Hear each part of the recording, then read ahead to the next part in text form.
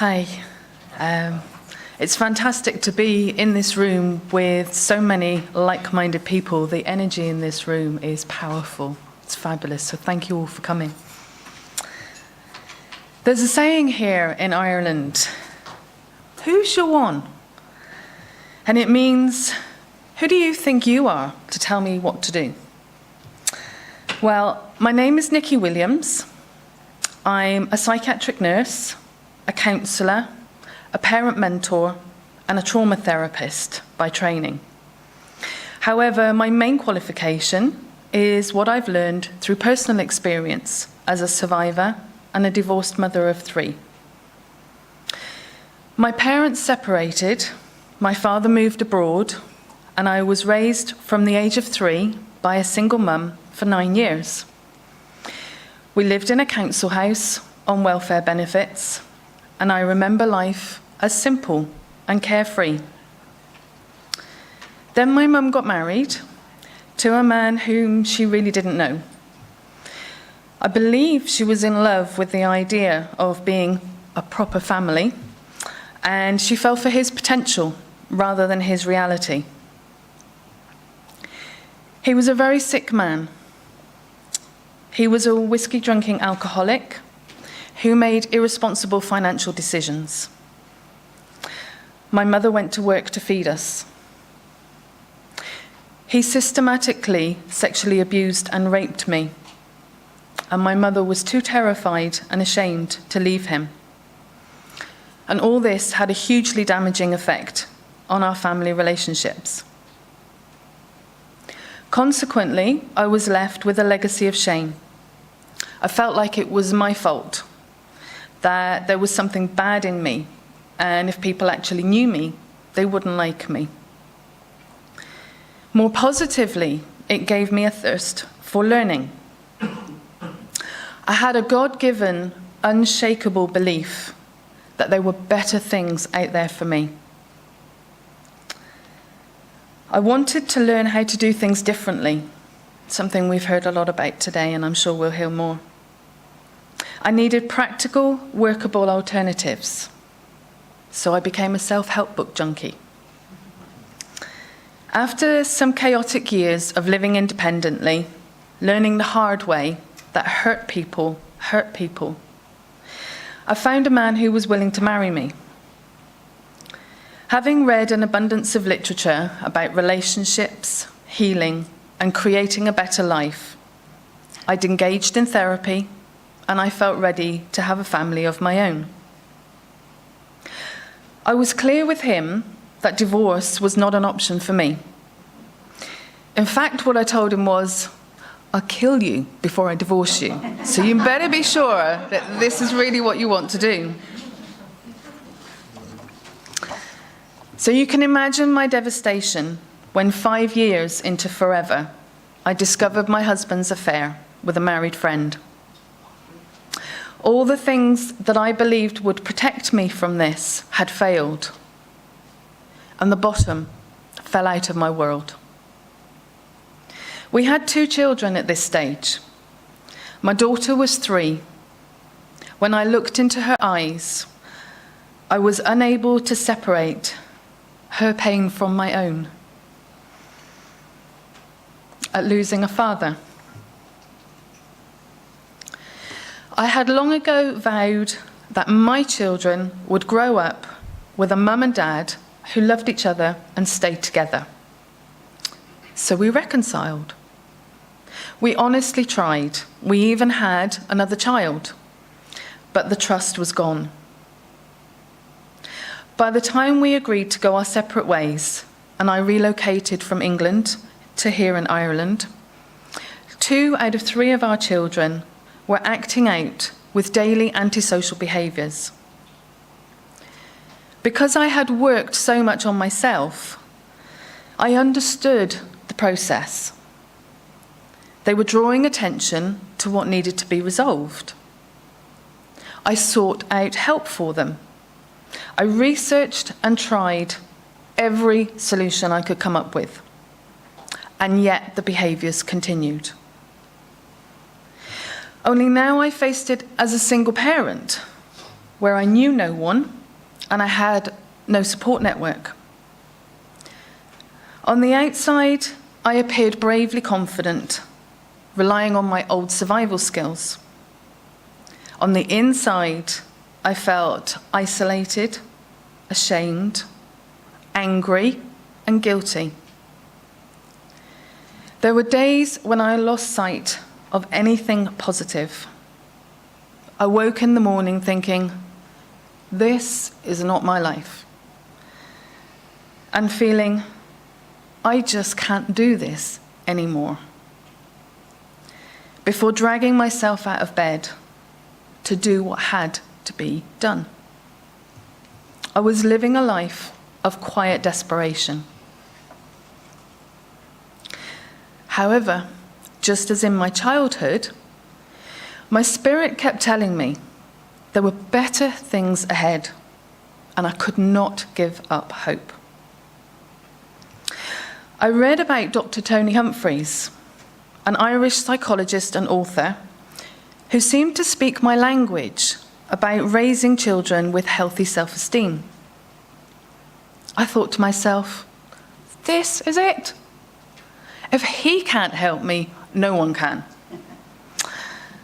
And whilst at UCC for a year, I grew and matured as a person and as a parent.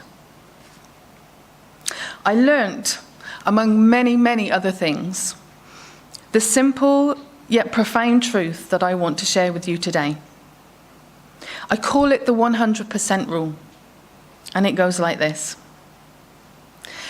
Everything that someone else says and does is 100% about them. Everything I say and do is 100% about me. Think about that for a moment. Everything that someone else says and does is 100% about them. And everything that I say and do is 100% about me.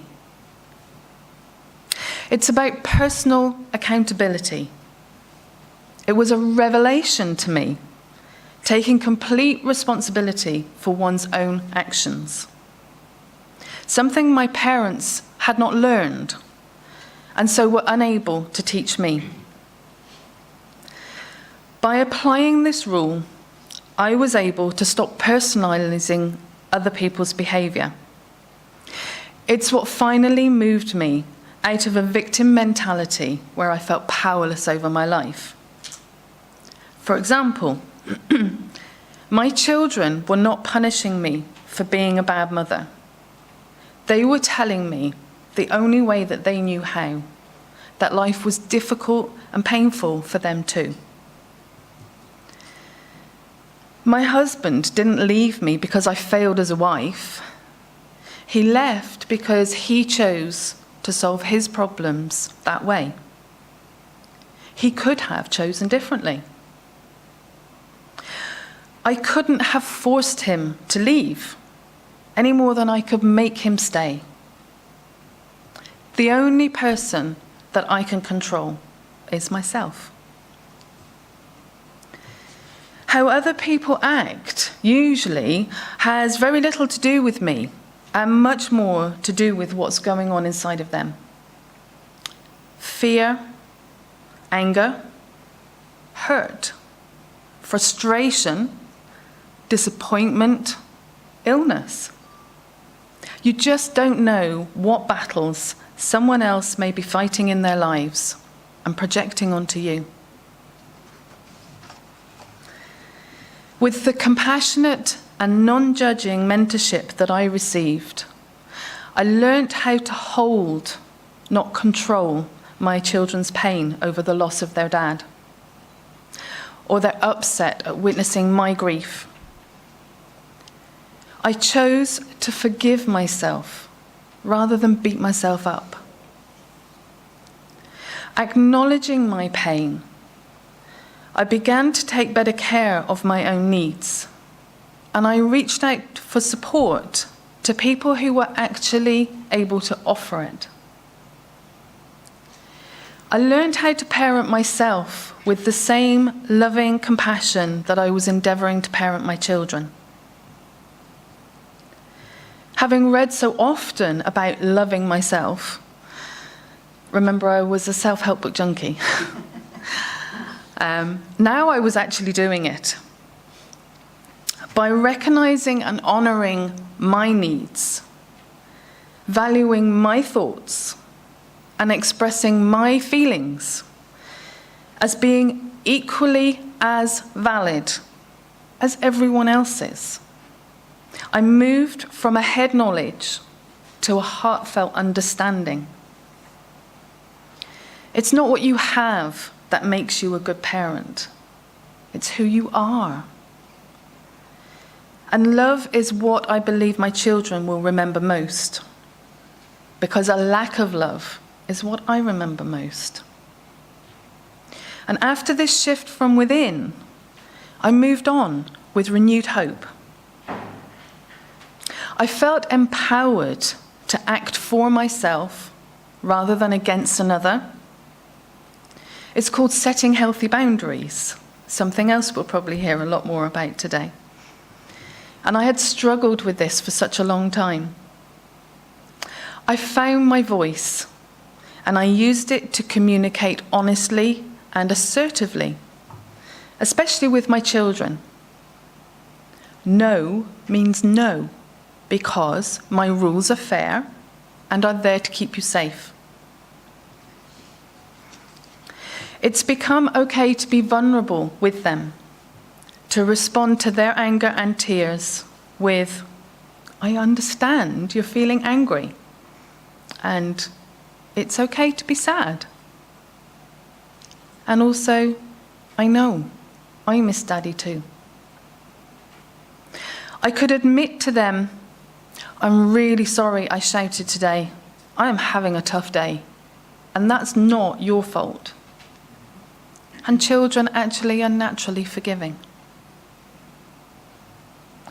Seeing my ex-husband through my children's eyes was a huge step of emotional separation.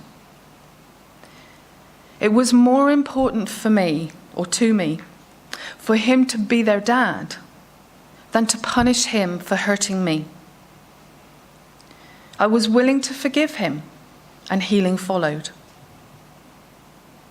I discovered that I was actually able to unconditionally love my children, cultivating a close, affectionate relationship with each of them, despite the difficult behaviours. I feel so passionately about sharing this learning with other parents that I founded my company, United Parenting, putting children first. Because sometimes getting help doesn't mean solving the problems.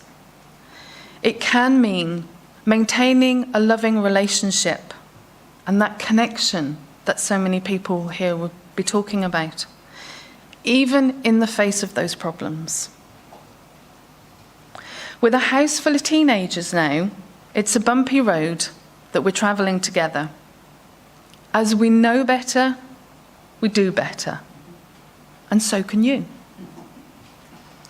So I trust that sharing my story with you will inspire you to share your story with me. And I thank you for listening, and have a great day.